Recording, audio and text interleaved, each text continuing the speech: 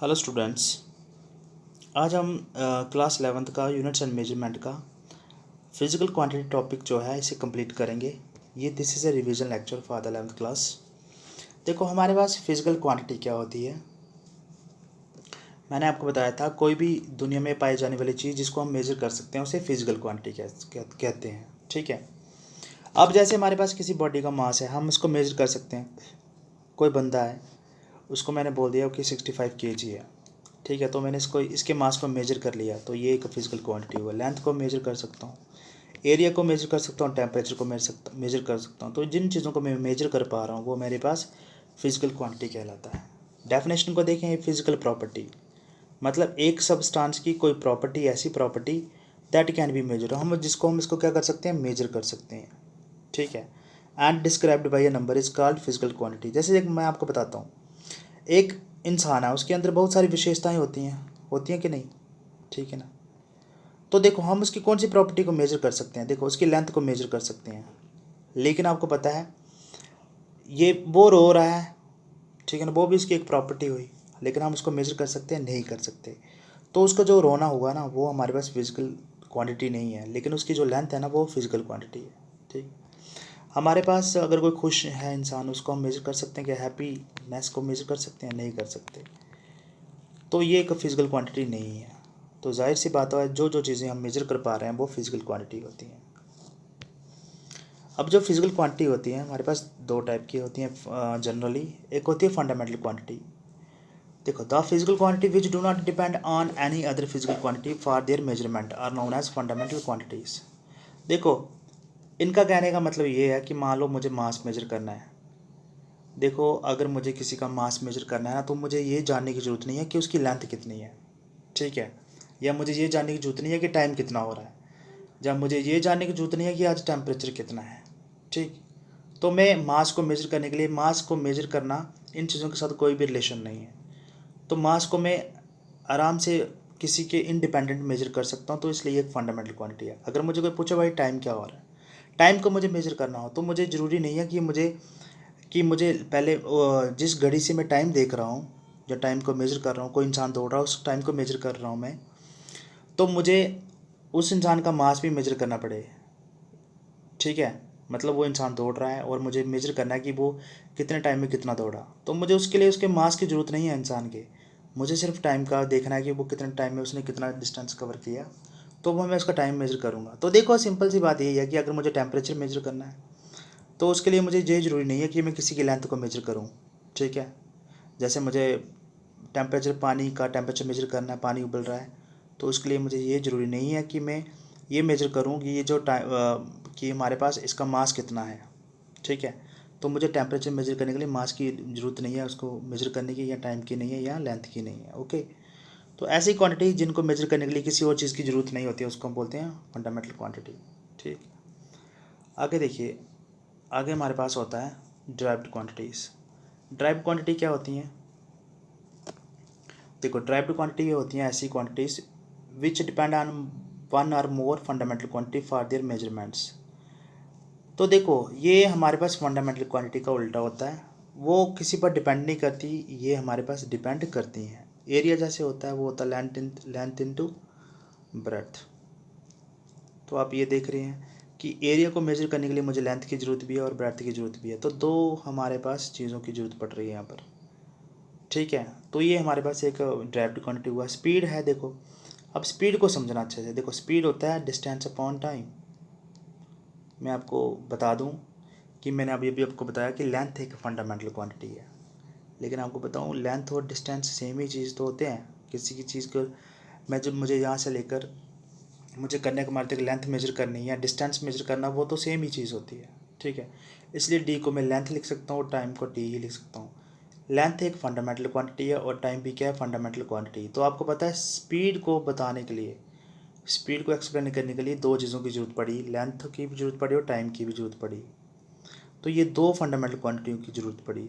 तो ऐसी क्वांटिटी जैसे ये स्पीड है जो फंडामेंटल क्वांटिटी पर डिपेंड करती है, ठीक है ना, अपनी एक्सप्लेनेशन के लिए या अपनी मेजरमेंट के लिए, तो हम क्या बोलते हैं, ड्राइव्ड क्वांटिटी। ठीक है। आगे देखिए, हमारे पास यूनिट, अगर हमें किसी चीज़ को मेजर करना है तो हमें यूनिट तो चाहिए ना, कि हम किसी को सेंटीमीटर में मेजर करते हैं या मीटर में मेजर करते हैं। अगर कोई इंसान लंबा है तो उसकी लेंथ के बारे में ऐसा तो ना बोल सकता हूँ उसकी हाइट 4 है या 5 है, मुझे ये भी तो बोलना पड़ेगा ना 4 फुट है, 5 फुट है, 6 फुट है, ठीक है ना। तो यूनिट चाहिए ना मुझे, फुट ये जो है वो यूनिट हो गया इसमें।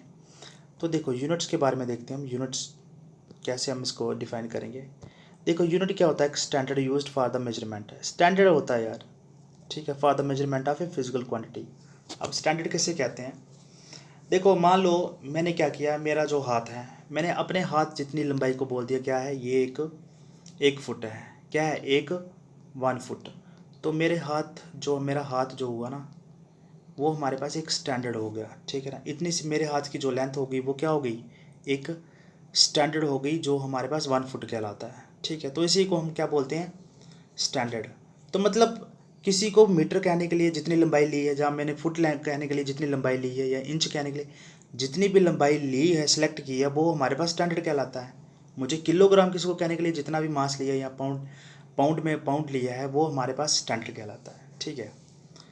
तो standard used for the measurement of physical quantity, कोई भी जो स्टैंडर्ड हम यूज़ कर लेते हैं, ठीक है ना, इतना मास या इतना मीटर या इतनी लेंथ मीटर के लिए जो भी ऐसी चीज़ यूज़ करते हैं वो हमारे पास स्टैंडर्ड कहलाती है, और इसी को हम यूनिट कहते हैं, ठीक है। फॉर एग्जांपल जैसे मीटर हम फुट और इंच हमारे पास लेंथ के लिए यूज़ करते हैं यूनिट्स, किलोग्राम या पाउंड हम मास के लिए, सेकंड मिनट और हावर करते हैं हम टाइम के लिए, ठीक है। फ़ारेनहाइट और केल्विन करते हैं टेम्परेचर के लिए।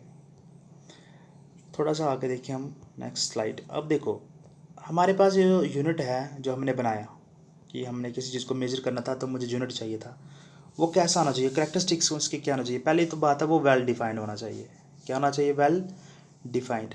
अब वेल डिफाइंड का मतलब क्या होता है कि मैं आपको बताता हूँ, जैसे हमारे पास 1 डजन है ना, 1 डजन कितना होता है, वो होता है 12 आर्टिकल्स के इक्वल।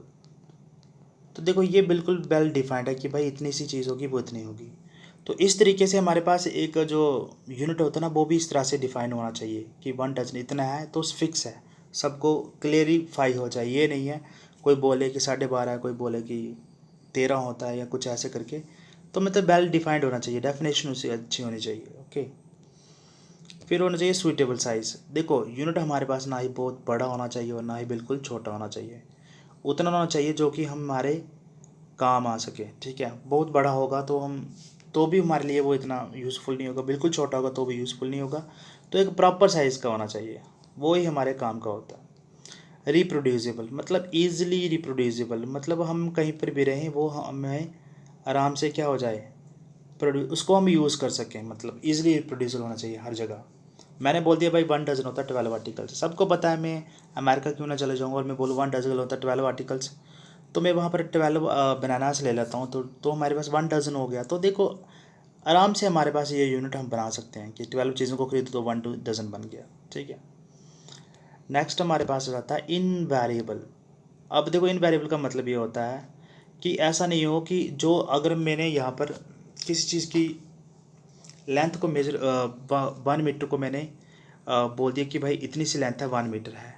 ऐसा नहीं होना चाहिए कि अगर मैं अपनी कंट्री को छोड़कर किसी फॉरेन कंट्री में जाऊं तो उधर जाके ये 1 मीटर जो लेंथ थी ये थोड़ी क्या हो जाए, बड़ी हो जाए।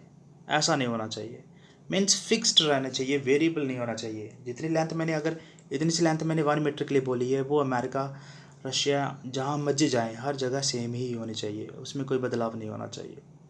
और दूसरी बात है वो टेम्परेचर के साथ बदलनी नहीं चाहिए, ठीक है। टेम्परेचर उसका कोई भी प्रभाव नहीं पड़ना चाहिए। ये नहीं है टेम्परेचर में वो मतलब तमिलनाडु में जाऊँ तो वहाँ पर उसकी वैल्यू कुछ और हो जाए, श्रीनगर में जाऊँ तो वैल्यू कुछ और हो जाए।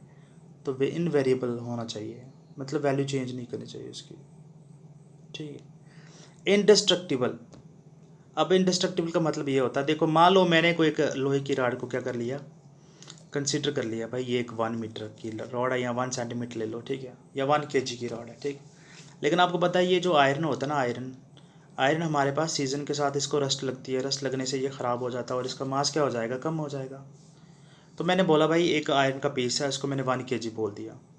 अगर मैं आयरन को 1 kg बोल रहा हूँ और मैंने इसको हवा में रखा हुआ है, ये कुछ समय के बाद क्या हो जाएगा, कोरोडेड हो जाएगा, रस्टिंग लग जाएगी इसको, तो इसका मास क्या हो जाएगा, कम हो जाएगा। तो ऐसी चीज़ नहीं करनी है हमने सिलेक्ट, ऐसा कोई स्टैंडर्ड यूनिट नहीं करना सिलेक्ट अपने, ठीक है। इंडेस्ट्रक्टिबल होना चाहिए, मीन्स उसका सीज़न का उसके ऊपर कोई भी प्रभाव नहीं पड़ना चाहिए। फिर है इंटरनेशनली एक्सेप्टेबल, इसको पूरी दुनिया माने, ऐसा होना चाहिए। नेक्स्ट देखो, अब हमारे पास जो यूनिट्स होते हैं ना, जैसे हम चीज़ों को मेजर करते हैं तो हमारे पास अलग अलग सिस्टम ऑफ यूनिट्स होते हैं। तो पहला होता है CGS सिस्टम ऑफ यूनिट। देखो, this system was first introduce in France. कहाँ ये फ्रांस से बना हुआ है, हमारे फ्रांस में ये बनाया गया था, ठीक है। It is also known as Gaussian system of units. Gaussian, ये गास एक साइंटिस्ट थे, तो उनका भी इसमें थोड़ा योगदान है, तो इसको गाशियन सिस्टम भी बोलते हैं, ठीक है। इट इज़ बेस्ड ऑन, देखो CGS का मतलब क्या होता है पता है, जब भी हम किसी मतलब ये ऐसे यूनिट्स होते हैं जिसमें C का मतलब होता है सेंटीमीटर, G का मतलब होता है ग्राम और S का मतलब होता है सेकंड। इस सिस्टम में हम क्या करते हैं, C से हम सेंटीमीटर, लेंथ को हम इसमें सेंटीमीटर में मेजर करते हैं, मास को हम ग्राम में मेजर करते हैं और टाइम को करते हैं हम सेकंड में। देखो, it is based on centimetre, gram and second as the fundamental unit of length, mass and time. मतलब सेंटीमीटर वो है, किसका यूनिट है, वो हमारे पास यूनिट है इसका, सेंटीमीटर हमारे पास जो यूनिट है वो है लेंथ का, ग्राम हमारे पास मास का है और हमारे पास सेकंड जो है वो टाइम का है, ओके। उसके बाद देखिए, फिर दूसरा सिस्टम ऑफ यूनिट होता है हमारे पास MKS। MKS का मतलब क्या होता है, देखो, M का मतलब होता है मीटर, K का मतलब होता है किलोग्राम, S का मतलब होता है सेकंड। अगर आपको कोई पूछे भाई बताइए MKS सिस्टम का क्या मीनिंग है, तो आपने बताना है कि M का मतलब होता है मीटर, इसमें हम किसी की लेंथ को मीटर में मेजर करते हैं, ठीक है। देखो, यहाँ पर मैंने लिए लेंथ को मीटर में मेजर करेंगे, किसी के मास को केजी में मेजर करेंगे और टाइम को करेंगे सेकंड में। इसको हम बोलते हैं MKS सिस्टम, ओके। नेक्स्ट देखो, नेक्स्ट होता है FPS सिस्टम, जिसका मतलब होता है फुट, पाउंड और सेकंड।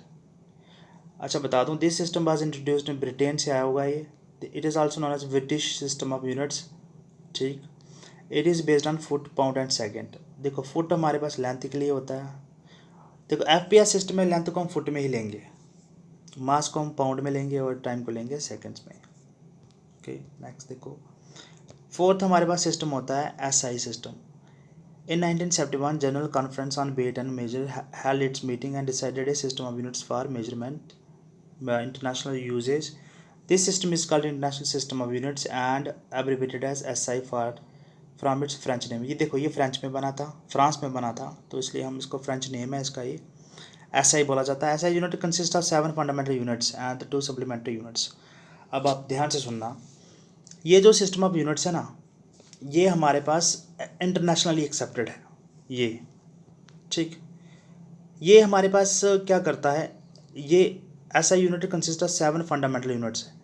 इसमें क्या होते हैं, 7 बेसिक यूनिट्स होते हैं चीज़ों के, मैं आपको बताता हूँ। देखो, होता क्या है हमारे पास, देखो, फंडामेंटल क्वांटिटी, मैंने आपको बताया था ना फंडामेंटल क्वांटिटी। तो देखो, फंडामेंटल क्वांटिटी एक्चुअली में 7 होती हैं। पहले होता है लेंथ, फिर होता है mass, time, temperature, electric current, luminous intensity और अमाउंट ऑफ सब्सटेंस। लेंथ आप सबको पता क्या होता है, मास भी सबको पता है, टाइम भी सबको पता है, टेम्परेचर भी पता ही होगा, इलेक्ट्रिक करंट भी पता ही होगा। ल्यूमिनेस इंटेंसिटी क्या होती है, देखो, ल्यूमिनेस इंटेंसिटी का मतलब होता है कोई भी चीज़ जो प्रकाशित हो रही है उसकी जो तीव्रता होती है ना, वो कितना प्रकाशित हो रही है कोई चीज़, उसकी लाइट रोशनी कितनी तेज़ है, वो ही उसकी इंटेंसिटी कहलाती है, ल्यूमिनेस इंटेंसिटी, ठीक है। और अमाउंट ऑफ सब्सटेंस का मतलब होता है कोई भी चीज़ कितनी है, ये इसको मोल में मेजर किया जाता है। तो लेंथ को हम मीटर में मेजर करते हैं, इसको किलोग्राम में, सेकंड केल्विन, एम्पियर और कैंडिला और मोल, ठीक है। तो इनके सिंपल होते हैं, शॉर्टकट सिंपल ये वाले, ठीक है। लेंथ का M, मास का kg, kilogram, kg, S, capital K, A, candela और मोल। देखो, आपको एक बात बताता हूँ, यहाँ पर हमारे पास K और जो A है ना, ये कैपिटल है, बाकी kg या सेकंड जो है ना, वो स्मॉल लेटर्स में है। क्यों, ऐसा क्यों है, देखो, एक्चुअली में जो केल्विन है ना, केल्विन एक साइंटिस्ट थे, उनके नाम पर ये केल्विन यूनिट बना हुआ है, तो इसलिए हम K लिखते हैं इसको। एम्पेयर भी एक साइंटिस्ट थे, तो उनके नाम पर ये एम्पेयर यूनिट बना है इलेक्ट्रिक करंट का, तो इसलिए हम A लिखते हैं। लेकिन मास ये किसी भी साइंटिस्ट का नाम नहीं था, तो इसलिए हम इसको स्मॉल लेटर्स में लिखते हैं। ये एक रूल है फिजिक्स का, आगे बढ़ते हैं। अब आपको याद रखना पड़ेगा कि 1 मीटर क्या कितना होता है। देखो, हमने अभी अभी आपको बताया कि मीटर हमारे पास होता है फंडामेंटल, ये लेंथ होती है fundamental quantity, amount of substance होता है, या ल्यूमिनेस इंटेंसिटी एक्सेट्रा। तो अब हम ये पढ़ते हैं कि मीटर जो हम पढ़ रहे हैं, मीटर की डेफिनेशन क्या होती है। देखो, the metre is the length path traveled by the light in a vacuum during a time interval of 1/2997 9 to 1/458 of A second. देखो हमारे पास एक सेकंड ले लो, ठीक है, उसको हम डिवाइड कर लेते हैं 2997, ठीक है, 92458। मैं क्या बोल रहा हूँ हमारे पास एक सेकंड ले लो, उसको हम इसके साथ डिवाइड करते हैं, ये जो वैल्यू है, ठीक है, फिर हमारे पास कुछ ना कुछ तो वैल्यू आएगा ना। उतने समय में हमारे पास लाइट जो रोशनी होती है वो कितना डिस्टेंस कवर करेगी, वो 1 मीटर कहलाता है बस। ओके, आगे देखिए किलोग्राम क्या होता है। देखो हमारे पास किलोग्राम क्या होता है, ये मास है, प्रोटोटाइप सिलेंडर फॉर प्लेटिनम और iridium preserved at the international bureau of weights and measure at Sevres near Paris. देखो पेरिस में ये हमारे पास international bureau of weights and measure है, एट सर्व्स कोई जगह के पास है वहाँ पर हमारे पास क्या है, वहाँ पर उस डिपार्टमेंट में एक सिलेंडर रखा हुआ है जो कि एलॉय से बना हुआ है, प्लेटिनम और इरिडियम, ये दो हमारे पास एलिमेंट्स होते हैं, प्लेटिनम और इरिडियम के एलॉय से बना हुआ है, ठीक है। उसका जितना मास है ना वो 1 kg कहलाता है। अब ये देखो आपको इसकी शेप बताते हैं कैसे है। ये देखिए, ये हमारे पास ये जो है ना, ये है सिलेंडर ऑफ प्लेटिनम और इरिडियम। ये प्लेटिनम और इरिडियम से बना हुआ एक सिलेंडर है, ठीक है। इसका जितना मास है ना वो 1 kg है बस, ठीक है। ये यूनिट्स बनाया हो गया। आगे देखो 1 सेकंड की डेफिनेशन क्या होती है।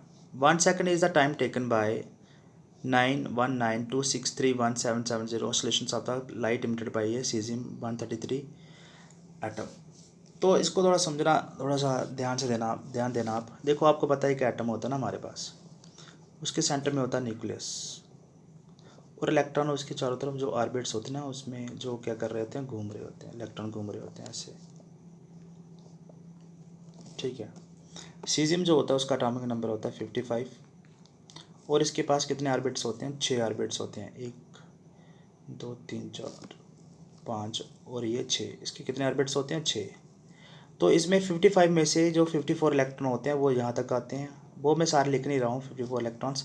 लास्ट इलेक्ट्रॉन जो 55th इलेक्ट्रॉन होता है ना वो बाहर की तरफ होता है ऐसे, ठीक है, वो अपनी ग्राउंड स्टेट में होता है। लेकिन जब हम क्या करते हैं, ग्राउंड स्टेट का मतलब क्या होता है, ग्राउंड स्टेट का मतलब होता है कोई भी इलेक्ट्रॉन जो जितनी उसकी अपनी नेचुरल एनर्जी है ना, उस एनर्जी में अगर वो रह रहा है वो उसकी ग्राउंड स्टेट होती है। लेकिन अगर कोई इसको बाहर से क्या दे, एनर्जी दे, क्या दे, एनर्जी, ये थोड़ा सा एक्साइट हो जाएगा। अब ये जब एक्साइट होता है ना तो ये हमारे पास कुछ अपने ऐसे ऐसे गोल गोल घूमना शुरू कर देता है अपनी पोजीशन पे, ऐसे ऐसे ऐसे, ठीक है। हम इनको बोलते हैं ऑसिलेशंस। क्या बोलेंगे, ऑसिलेशंस बोलेंगे, ओके। तो ये बहुत जल्दी ऑसिलेशंस करता है ऐसे ही।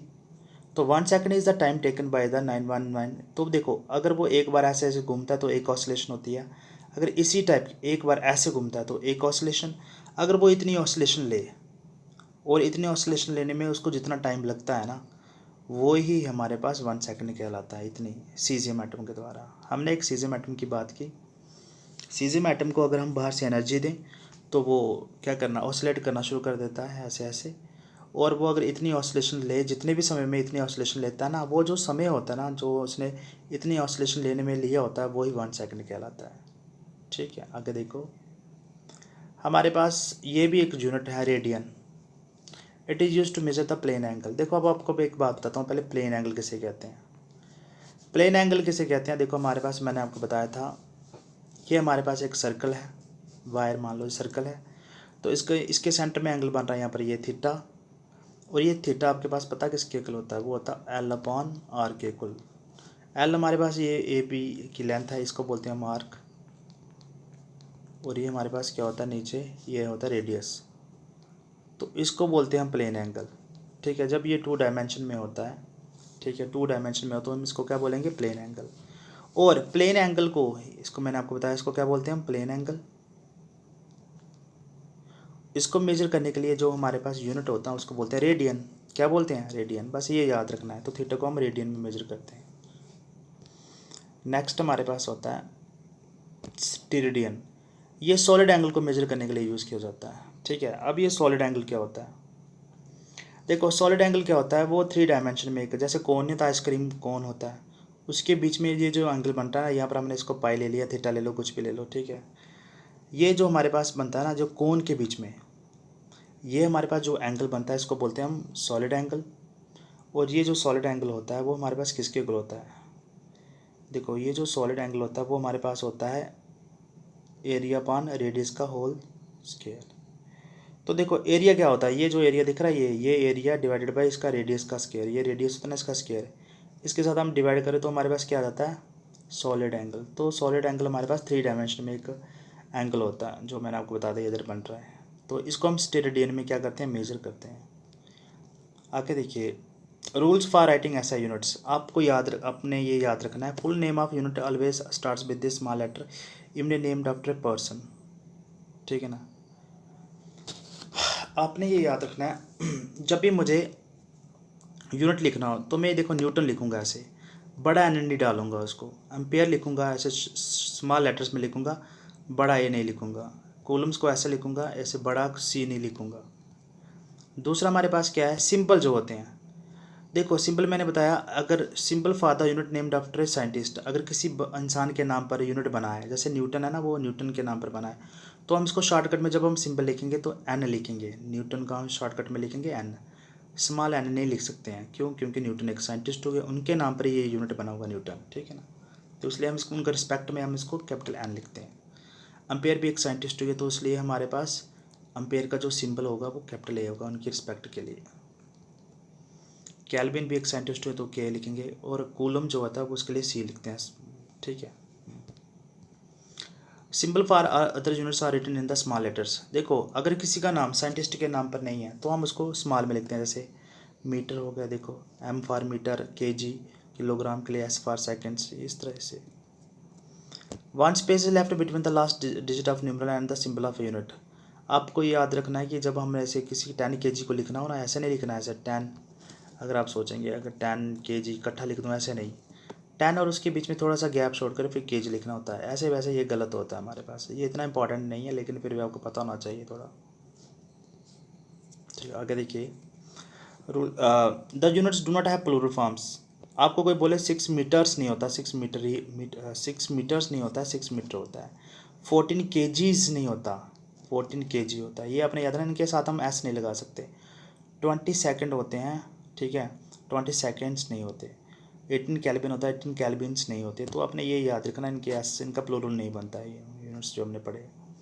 Full stop should not be used after the units, जब भी यूनिट लिखे जाते हैं तो उनके बाद हम फुल स्टॉप नहीं लिखते हैं, ये याद रखना, ये वाले फुल स्टॉप हम नहीं लिखते हैं, ऐसा लिखते हैं इनको। उसके बाद rules, no space is used between the symbols for units, तो देखो इसमें हमारे पास क्या है, जैसे ये सिंबल है ना, ये symbol newton metre, newton metre को इकट्ठा लिखेंगे, इनके बीच में स्पेस नहीं देंगे, जैसे यहाँ पर दी गई है ना, ये गलत है हमारे पास। अब कुछ अपने ये भी याद रखने हैं, देखो हमारे पास क्या होता है, फिजिक्स में बड़ी बड़ी लेंथ्स को भी मेजर करेंगे, छोटी छोटी लेंथ को भी मेजर करेंगे। अगर कोई बहुत बड़ी लेंथ होगी तो देखो उसके लिए ये वाला हम क्या करेंगे, प्रीफिक्स यूज़ करेंगे, और अगर छोटी लेंथ होगी तो ये वाला यूज़ करेंगे। तो आपके पास ये जो टेबल है ना, ये शल में आपको ये लर्न करना पड़ेगा, इनके वैल्यू को याद करनी पड़ेंगी, योटा येटा एक्सा पीटा वगैरह, ये वैल्यूज़ याद करनी पड़ेंगी आपको। फिजिक्स में न्यूमेरिकल्स करने के लिए काम आएगा, ये आहिस्ता आहिस्ता लर्न हो जाएगा वैसे आपको। यूज़ ऑफ ऐसा ही प्रीफिक्सेस, ये जो अभी ये प्रीफिक्सेस थे, ये वाले जो लिखे हुए हैं यहाँ पर, इनका यूज़ क्या है ये भी बता देते हैं आपको। जैसे मैंने मान लो लिखा है 3 मिली एम्पेयर, क्या लिखा है 3 मिली एम्पेयर, तो 3 मिली एम्पेयर को शॉर्टकट में लिखते हैं 3 MA। तो अगर मुझे इसको एम्पेयर में कन्वर्ट करना है तो मुझे मिली को यहाँ से हटाना पड़ेगा, और मिली पता कितना होता है 10⁻³ तो इसलिए मिली को हटाने के लिए मुझे एम को हटाने के लिए 10⁻³ लिखना पड़ा। 5 माइक्रो वोल्ट, मुझे सिर्फ वोल्टेज चाहिए, माइक्रो को हटाना, माइक्रो का मतलब था 10⁻⁶। ये देखो ये पीछे है टेबल में, इधर माइक्रो लिखा होगा, ये देखो माइक्रो होता है 10⁻⁶, तो इसमें हमने पुट करना है, ठीक।